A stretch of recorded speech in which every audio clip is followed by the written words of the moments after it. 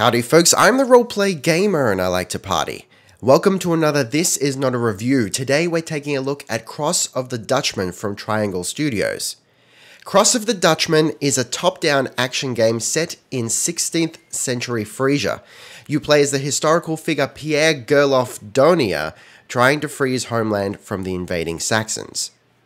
The game starts out slow in a fairly light-hearted manner as you run around various villages, punching Saxons and recruiting civilians into the resistance. There are some nice sections here where you have your new recruits following you around and helping you out during combat. But after you receive your sword and armor, things really start to pick up, and this is where, for me, the game evoked memories of playing something like Baldur's Gate Dark Alliance 2 on the PlayStation 2 or something. It's a good thing. Now, what I enjoyed most about this game was actually the presentation. Graphically, it's very crisp and vibrant, with a cartoony aesthetic that doesn't feel childish, which for me, that's a big deal. I really appreciate that. Character design is strong and straddles a line between adorable and badass. I suppose then again, I might just have a thing for guys with big noses and beady eyes, but that's neither here nor there. Furthermore, the animations are quite satisfying, giving a positive feeling of weight to Pierre's attacks, for the most part. And, you know, it suits the overall aesthetic of the game, I think. The music is also great. It's simple, but well produced, and considering the lack of voice acting really helps to inform the atmosphere of the game to great tonal effect throughout the story.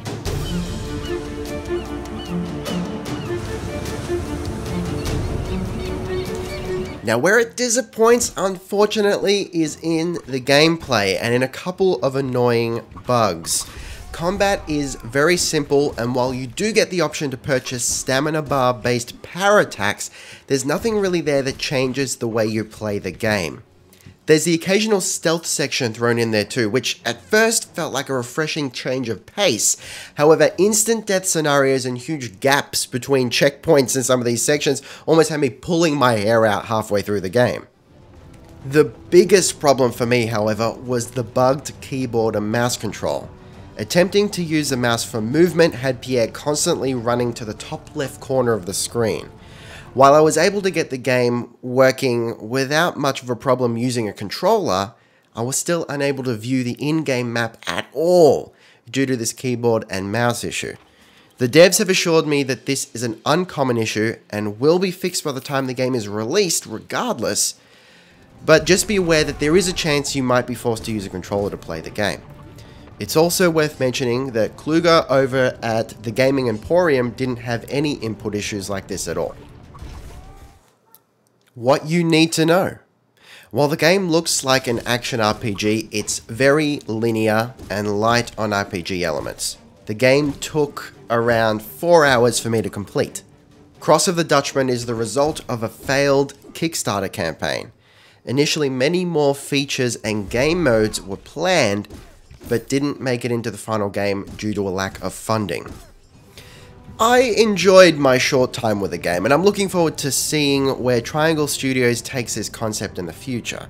For me, it feels like a great basis for a possible future action RPG.